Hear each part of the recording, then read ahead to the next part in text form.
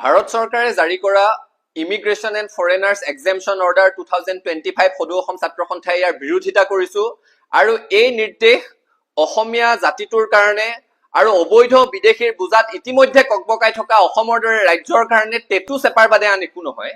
BJP চৰকাৰখনে পুনৰ প্ৰমাণ কৰি দিলে যে তেওঁলোকৰ অসমৰ খিলঞ্জীয়া মানুহতকৈ অবৈধ হিন্দু বাংলাদেশীৰ প্ৰতি দৰদ বেছি, মৰম বেছি। কেৱল ভোট লাগে। খিলঞ্জীয়া মানুহ মৰি যাওক, খিলঞ্জীয়া মানুহৰ অস্তিত্ব নোহোৱা হৈ যাওক, তেওঁলোকৰ তাক লৈ কোনো ভ্ৰক্ষেপ নাই। ইতিমধ্যে তেওঁলোকে নাগৰিকত্ব সংশোধনী আইন অসমত জাপি দি থৈছে। উত্তৰ পূৰ্বাঞ্চলৰ আন ৰাজ্যত এই আইন প্ৰযোজ্য নহয়, কিন্তু অসমৰ ২৭খনকৈ জিলাত এই আইন প্ৰযোজ্য হৈ আছে।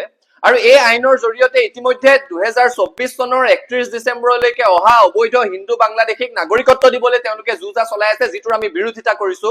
আৰু তাৰ ওপৰত ভোটৰ ওপৰত দানহ পৰাৰ দৰে এতিয়া নতুন এখন অৰ্ডাৰ তেওঁলোকে জাপি দিছে, ইমিগ্ৰেশ্যন এণ্ড ফৰেনাৰ্ছ এক্সেম্পশ্যন অৰ্ডাৰ 2025। এই অৰ্ডাৰৰ অধীনত 2024 চনৰ 31 ডিচেম্বৰ পৰ্যন্ত অহা পাকিস্তান, বাংলাদেশ আৰু আফগানিস্তানৰ ধৰ্মীয় সংখ্যালঘুসকলক থাকিবৰ কাৰণে অনুমতি দিয়া হৈছে। কেনে এটা অদ্ভুত সিদ্ধান্ত। অসমখন বা ভাৰতবৰ্ষখন বেলেগ প্ৰান্তত আপোনালোকে যি কৰে কৰি থাকক, অসমৰ দৰে সৰু ৰাজ্যই কিন্তু আৰু বুজা নলয় এই কথাটো খাটাং। অসমখন অবৈধ বিদেশীৰ চৰণীয়া পথাৰো নহয়, ডাষ্টবিনো নহয়। আমাক ডাষ্টবিনৰ দৰে ব্যৱহাৰ নকৰিবৰ কাৰণে নৰেন্দ্ৰ মোদী, অমিত শ্বাহৰ চৰকাৰখনক সকিয়াই দিছো। আৰু হিমন্ত বিশ্ব শৰ্মায়ো এই কথাটো দিল্লীক জনাই দিয়া ভাল। তেওঁ এইখিনি সময়ত অসমৰ মানুহৰ হৈ স্থিতি ল'ব লাগে। এটাতো গোটেই দেশত যেতিয়া 1948 চনৰ 19 জুলাই বিদেশী বিতৰণৰ কাৰণে ভিত্তিবৰ্ষ, ঐতিহাসিক অসম আন্দোলনৰ পাছত 860 গৰাকীৰ শ্বহীদৰ তেজৰ বিনিময়ত আমি অসম চুক্তি সম্পাদন কৰিছিলো। অসম চুক্তিৰ জৰিয়তে সেইখিনি সময়তে অসমৰ মানুহে নিজৰ বহল হৃদয় দেখুৱাই দিছে। গোটেই দেশত 1948, অসমত 1971, অৰ্থাৎ অতিৰিক্ত 23 বছৰৰ বাংলাদেশীৰ বোজা গোটেই দেশৰ হৈ অসমে অকলে বহন কৰিছো। এতিয়া অসমৰ দৰে সৰু ৰাজ্য এখনত আৰু বিদেশীৰ বোজা জাপি দি থাকিব বিচাৰিলে আমি কোনো কাৰণত সহ্য নকৰো। আমি ইতিমধ্যে কাৰ জৰিয়তে 2024 চনলৈকে বিদেশীৰ বোজা জাপি দিব বিচৰা সিদ্ধান্তটোকে সমৰ্থন কৰা নাই, ইয়াৰ বিৰোধ কৰিছো, ইয়াক বাতিল কৰিবলৈ দাবী জনাইছো আৰু স্পষ্টভাৱে কৈ আছো যে কাৰ আওতাৰ পৰা সম্পূৰ্ণ অসমক বাহিৰত ৰাখিব লাগিব। তেনে প্ৰেক্ষাপটত এতিয়া নতুনকৈ এখন আইন, সেই আইনৰ অধীনত নতুন এক নিৰ্দেশনা আৰু যাৰ জৰিয়তে 2024 চনৰ 31 ডিচেম্বৰ পৰ্যন্ত অহা পাকিস্তান, বাংলাদেশ আৰু আফগানিস্তানৰ ধৰ্মীয় সংখ্যালঘুৰ বোজা অসমৰ ওপৰত বা ভাৰতবৰ্ষৰ ওপৰত জাপিব বিচৰা হৈছে। ভাৰতবৰ্ষৰ আন প্ৰান্তত কি কৰে কৰি থাকক, অসমক ইয়াৰ আওতাৰ পৰা বাহিৰত ৰাখিব লাগিব, এইটো আমাৰ স্পষ্ট দাবী। আৰু কা আন্দোলনৰ সময়তে সদৌ অসম ছাত্ৰ সন্থাই অসমৰ ৰাইজে আমি শংকা প্ৰকাশ কৰিছিলো যে আজি কৈছে 2014 বুলি, কাইলৈ 2024 কৰিব, পৰহিলৈ 2034 কৰিব, আৰু সেই শংকা আজি সঁচা প্ৰমাণিত হৈছে। এই ফ্লাড গেটখন এবাৰ খুলি লোৱাৰ পিছত আৰু বন্ধৰ কোনো উপায় নাই। যাৰে যেতিয়াই মন যাব অনাদি অনন্ত কাললৈকে অসমলৈ বিদেশী আহি থাকিব আৰু তাৰ বোজা অসমে বহন কৰিব লাগিব, এই কথা মানি ল'ব পৰা নাযায়। অসমত ইতিমধ্যে জনগাঁথনিৰ সলনি হৈছে, সেই কথাটো আমি সকলোৱে পাতি আছো।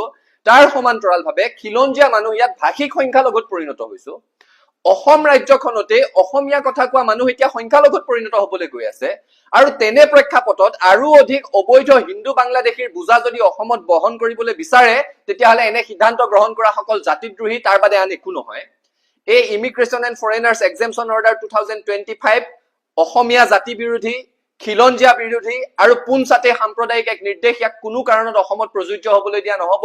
হিমন্ত বিশ্ব শৰ্মালৈ আমাৰ স্পষ্ট আহ্বান, কাৰ আওতাৰ পৰা সমগ্ৰ অসমক আঁতৰাই ৰাখক আৰু তাৰ সমান্তৰালভাৱে এতিয়া যিখন ইমিগ্ৰেশ্যন এণ্ড ফৰেনাৰ্ছ এক্সেম্পশ্যন অৰ্ডাৰ 2025 জাৰি কৰিছে, তাৰ আওতাৰ পৰা অসমক আঁতৰত ৰাখক। ভাৰতবৰ্ষত অতীততে থকা foreigners act, foreigners registration act, passport entry into India act, এই সকলোবোৰ আইনৰ বিলুপ্তি ঘটাই ভাৰত চৰকাৰে নতুনকৈ ইমিগ্ৰেশ্যন এণ্ড ফৰেনাৰ্ছ এক্ট 2025 তেওঁলোকে নতুনকৈ বলবৎ কৰিছে। তাত কোৱা হৈছে ভিজা, পাছপৰ্ট নোহোৱাকে ভাৰতবৰ্ষত প্ৰৱেশ কৰা, অবৈধভাৱে ভাৰতবৰ্ষত প্ৰৱেশ কৰা অনুপ্ৰৱেশকাৰীক কি ধৰণৰ শাস্তি দিয়া হ'ব। সেই আইনৰে 33 নং ধাৰাই কেন্দ্ৰীয় চৰকাৰক এই কৰ্তৃত্ব প্ৰদান কৰিছে, যাতে তেওঁলোকে ইচ্ছা কৰিলে কোনো ব্যক্তিক, কোনো সম্প্ৰদায়ক এই আইনৰ আওতাৰ বাহিৰত ৰাখিব পাৰে। আৰু তাৰে অধীনত এই জাতিদ্ৰোহী নিৰ্দেশখন কেন্দ্ৰীয় চৰকাৰে জাৰি কৰিছে। সেই 33 নং ধাৰাৰ অধীনত তেওঁলোকে এতিয়া ইমিগ্ৰেশ্যন এণ্ড ফৰেনাৰ্ছ এক্সেম্পশ্যন অৰ্ডাৰ 2025 আনিছে আৰু তাত স্পষ্টভাৱে উল্লেখ কৰিছে যে ধৰ্মীয় নিপীড়নৰ বলি হৈ ভাৰতবৰ্ষত প্ৰৱেশ কৰা 2024 চনৰ 31 ডিচেম্বৰৰ আগলৈকে প্ৰৱেশ কৰা বাংলাদেশী, পাকিস্তানী আৰু আফগানিস্তানী ধৰ্মীয় সংখ্যালঘুসকলে ইয়াত থাকিব পাৰিব। অৰ্থাৎ অবৈধ হিন্দু বাংলাদেশী অসমলৈ আহিবৰ কাৰণে আৰু এখন ফ্লাড গেট খুলি দিলে। বাংলাদেশী হিন্দুৰে সৈতে অসমখন ভৰি পৰাৰ কাৰণে এটা সুযোগ দি দিছে, সুবৰ্ণ সুযোগ দি দিছে। কাৰণ সকলোৱে ইয়াত আহি ক'ব যে আমি ধৰ্মীয় নিপীড়নৰ বলি হৈ আহিছো, আমাক থাকিবলৈ দিব লাগে।